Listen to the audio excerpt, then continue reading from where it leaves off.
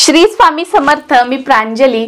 दिवाळीचे हे दिवस, या दिवसांमध्ये आपण जेवढे काही उपाय करू, ज्या काही सेवा करू त्या कमीच आहेत आणि अगदी साध्या साध्या सोप्या सोप्या सेवा की ज्यासाठी खूप आपल्याला काही एफर्ट्स लावावे लागणार नाहीत आणि ज्याचे रिझल्ट जे आहेत ते सुद्धा आपल्याला खूप छान बघायला मिळतील।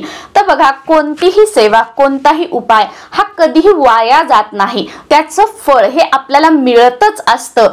पण बऱ्याच वेळेला ना की मी हे उपाय करते किंवा मी हा उपाय करतोय तर दिवस मोजत की मला याचं काय भेटलं, मला याचं काय भेटलं। तुम्ही ना फक्त आपलं काम आहे, आपलं कर्म आहे, आपल्याला सध्या यश मिळत नाहीये, आपल्या मागे खूप प्रॉब्लेम्स आहेत, ते आहे, मग आपण उपाय करत चला, त्याचं फळ जे आहे ना ते आपल्याला मिळणारच मिळणार आहे। 100 काय 1001% मिळणार आहे। मी तुम्हाला छोटीशी एक सांगते, मी काल परवा मी आता आठवत होते हा व्हिडिओ बनवण्याच्या अगोदर पण मी कुठे वाचलंय का मी हे ऐकलंय माझ्या लक्षात येत नाहीये, पण मला वाटतं मी याच 1-2 दिवसामध्ये किंवा आठवड्यामध्ये कुठेतरी हे ऐकलंय किंवा वाचलेलं आहे। एक म्हणजे ज्ञानी पुरुष असतात, ते 12 वर्ष गायत्री मंत्राचा जप करत असतात, 12 वर्ष गायत्री मंत्राची साधना करतात। तुम्ही वाचलेलं किंवा ऐकलेलं असेल तर तुम्ही थोडंसं करेक्ट करू शकता, थोडंसं माझं इकडे तिकडे झालं तर, कारण मी जस्ट जे वाचलेलं आहे, जे सार माझ्या लक्षात आहे किंवा जे मी त्यातून घेतलं ते मी तुम्हाला सांगण्याचा प्रयत्न करत आहे। तर ते 12 वर्ष साधना करतात पण त्यांना सिद्धीच मिळत नाही। ते की म्हणजे माताचं दर्शन त्यांना होत नाही, देवीचं दर्शन त्यांना होत नाही किंवा त्यांना काहीच जाणवत नाही। की बऱ्याच वेळेला बघा, आपल्याला सिद्धी प्राप्त झाली की काही ना काही गोष्टी घडत असतात किंवा काहीतरी होत असतं, त्यांना असं काहीच जाणवत नाही। मग एक वेळा ते निराश होतात, म्हणतात मी 12 वर्ष गायत्री मंत्राची साधना करतोय आणि मला काहीच अनुभव होत नाहीये, मला काहीच प्रचिती येत नाहीये, म्हणून ती ही साधना सोडतात आणि काशीला जातात। तिथे गेल्यानंतर त्यांना असेच एक दिव्य पुरुष मिळतात।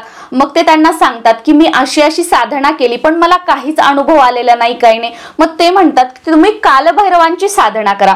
मग ते म्हणतात चला ठीक आहे की मी एवढे वर्ष तिथे केली, तर आता इथे मी कालभैरवांची 1 वर्ष साधना करतो। तर ते कालभैरवांची 1 वर्ष साधना करतात, तर कालभैरव प्रसन्न होतात आणि ते एक वेळा त्यांना आवाज येतो, काय इच्छा आहे, काय तुला काय हवं आहे, मागू शकतोस। पण त्यांना वाटतं की हा माझा भास आहे म्हणून ते दुर्लक्ष करतात। परत एक वेळा असाच ते ध्यान करत असताना, साधना करत असताना आवाज येतो, मी प्रसन्न झालो आहे, तुला काय मागायचं आहे तू माग। ते तेव्हाही दुर्लक्ष करतात ते ज्ञानी पुरुष। आणि मग तिसऱ्या वेळेस जेव्हा आवाज येतो त्यांना वाटतं की नाही, हा माझा भास नाहीये, हे कोणीतरी बोलतंय माझ्याशी। मग ते म्हणतात की तुम्ही कोण आहात, माझ्या समोर येऊन बोला। तर तिकडून ते बोलतात अदृश्य शक्ती की तू ज्यांची साधना करत आहेस तो मीच आहे स्वतः, मी कालभैरव आहे आणि मी प्रसन्न झालेलो आहे, माग तुला काय मागायचं आहे ते। तर त्यावेळेला ते म्हणतात मग तुम्ही कालभैरव आहात तर तुम्ही मला दिसत का नाहीयेत, तुम्ही माझ्या समोर उभे का राहत नाहीयेत। तर ते म्हणतात की तू गेल्या 12 वर्षापासून गायत्री मंत्राची साधना करतोयस, तुझ्या शरीराभोवती एवढा वलय म्हणजे एवढं तेज निर्माण झालेलं आहे की ते माझ्या डोळ्यांना सहन होणार नाहीये, त्यामुळे मी तुझ्या समोर येऊ शकत नाही। तेवढा तेज, तेवढा प्रकाश मी एवढ्या ह्याच्यात तुझ्या समोर नाही थांबू शकत। तर तुला माग काय मागायचं आहे। तर ते म्हणतात की नाही, मी काय मागणार, मला काही नकोय। तर ते म्हणतात असं नाही, तू माझी साधना केली आहे तर काहीतरी माग। तर ते ज्ञानी पुरुष म्हणतात की मी एवढं 12 वर्ष ही साधना केली गायत्री मंत्राची, मग मला देवीचं दर्शन का नाही झालं किंवा मला हे अनुभव प्रचिती का नाही आली। तर ते म्हणतात की तू ही अर्धवट सोडली, अजून 1 वर्ष तू ही साधना कर, तुला जे हवंय म्हणजे तुला जे वाटतंय की मला काय अनुभव पाहिजे, काय आहे ते तुला सिद्धी प्राप्त होईल। तू परत तुझ्या गावी जा जिथे तू साधना केली आहेस आणि तिथेच जाऊन परत तू अजून 1 वर्षापर्यंत गायत्री मंत्राची साधना कर।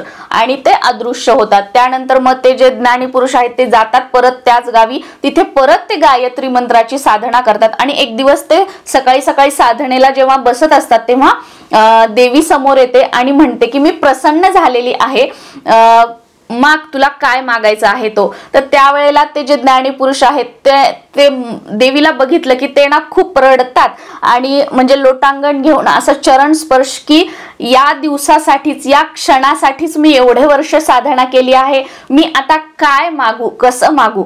तर म्हणजे हे असं सांगण्याचं तात्पर्य काय की आपण केलेली कोणती साधना, कोणताच उपाय, सेवा हे कधीही वाया जात नसतं. त्यांच्या शरीराभोवती ते एक वलय तयार होत होतं. म्हणजे काय की आपले जे अगोदरचे जे जन्म असतात त्या केलेले जे आपले पाप आहेत किंवा याच जन्मामध्ये आपल्या प्रत्येकाला, तुम्हाला असेल मला वाटतं मी खूप म्हणजे चांगली आहे, मी खूप चांगली आहे, पण काही ना काहीतरी आपल्याकडून गोष्टी घडत असतात.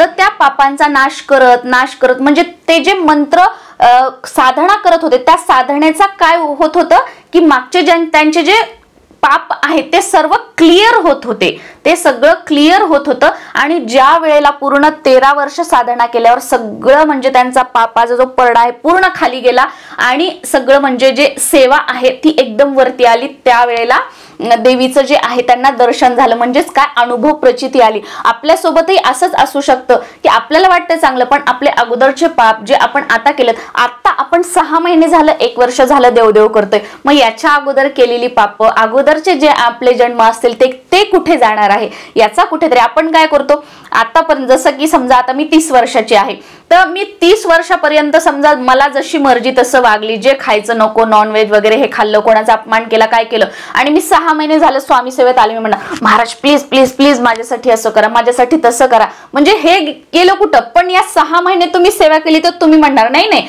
हे खोटं आहे, नाही हे खरं आहे, हा उपाय काम करत नाही. असं करू नका. जे करताय ते निस्वार्थपणे करा, त्याचं जे फळ आहे ते आपल्याला 100% मिळणारच मिळणार आहे. आता या दिवाळीच्या धनतेरस पासून तुम्ही सुरू करू शकता किंवा उद्यापासून. आता मी उद्यापासून करणार आहे, किंवा तुम्ही फक्त धनतेरसच्या दिवशी करू शकता, फक्त लक्ष्मी पूजनाच्या दिवशी करू शकता, किंवा या उद्यापासून दिवाळीच्या पूर्ण दिवसात तुम्ही करू शकता. आपल्याला काय करायचं आहे, 2 विड्याची पानं घ्यायची आहेत, ती एकावर एक ठेवायची आहेत, त्याला देठ असावं. 2 विड्याची पानं घ्यायची, एकावर एक ठेवायची, आणि ही 2 विड्याची पानं आपल्या मुख्य प्रवेशद्वाराच्या उंबरठ्याच्या बाहेर ठेवायची आहेत.